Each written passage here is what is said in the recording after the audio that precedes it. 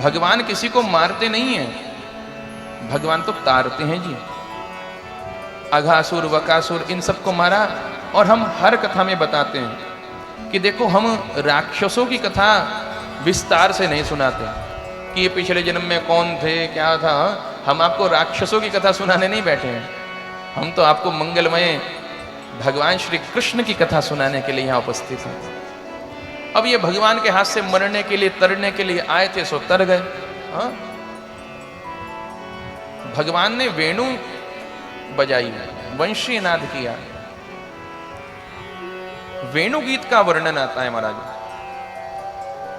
जब ठाकुर जी ने वंशी बजाई तो वंशी का स्वर त्रिलोक में गूंज गया।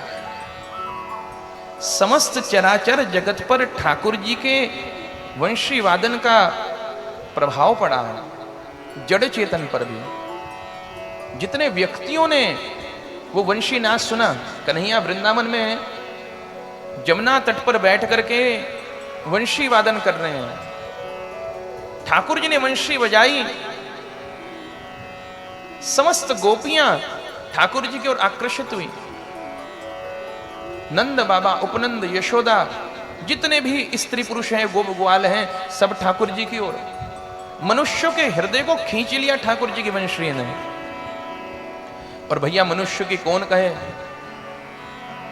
कहा जो पशु पक्षी हैं, मोर है, तोता है, जो पक्षी हैं, जो गायें हैं, हिरण हैं, वो सब ठाकुर जी की ओर। पशु पक्षी भी आने लगे मनुष्य के साथ में। जमुना जी की लहरें ठाकुर जी की ओर बढ़ने लगी, यानी प्रकृति पर भी उसका प्रभाव पड़ा है जब ठाकुर जी ने वंशी बजाई। वृक्ष झूमने लगे, नदी आने लगी, तो प्रकृति पर प्रभाव पड़ रहा है। साथ ही साथ भगवान का जब वेणु का नाद स्वर्गलोक में पहुंचा, जितनी अप्सराएं हैं वो ठाकुर जी की वेणु के साथ में, बंसरी के साथ में सेवा करने लगी, नृत्य सेवा।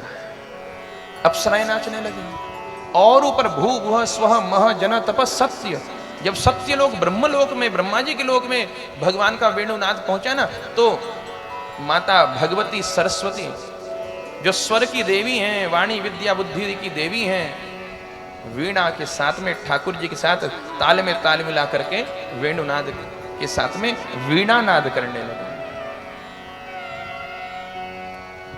जब वो नीचे पाताल लोक तक पहुंचा, पाताल लोक में रहने वाली जो नाग कन्याएं हैं, नाग कन्याएं भी आज ठाकुर जी की दिव्य वेणु गीत को सुन करके झूमने लगी, नाचने लगी।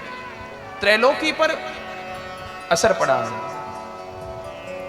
ताकि वंशी क्या है, ये भोले बाबा का अवतार है। जब रामावतार हुआ तो भोले बाबा ने हनुमान जी का रूप धारण करके भगवान श्री राम की बहुत सेवा करी। अब सेवा की बारी ठाकुर जी की थी, तो भोले बाबा ही वंशी के रूप में प्रकट हो गए हैं। बोले शिव शंकर भगवान की जय।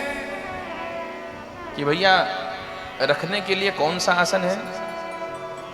भगवान के जो अधर हैं, होठ हैं, वही आसन बन गए वंशी के लिए। जब वंशी बजाई जाती है, कहां रखा जाता है? होठों पर। तो भगवान ने भोले बाबा को इतना सुंदर आसन दिया। भगवान श्री कृष्ण भोले बाबा को पंखा कर रहे हैं, हवा से पवन कर रहे हैं। ये कैसे? कि वंशी बजाते बजाते जब पलकें झपकती हैं ठाकुर जी की, तो जो हवा चलती है उससे ठाकुर जी को, भोले बाबा की पवन की सेवा हो रही है, हवा की सेवा हो रही है। और भैया जैसे चरण चापन किया जाता है, तो भगवान एक एक उंगली से चरण चापन कर रहे हैं, मानो पैर दबा रहे हैं।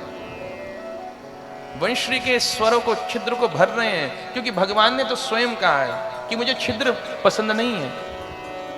निर्मल मन जन सो मोहि पावा, मोहे कपट छल छिद्र न भावा। ऐसा दिव्य वेणुगीत जिसके विषय में आपने श्रवण किया।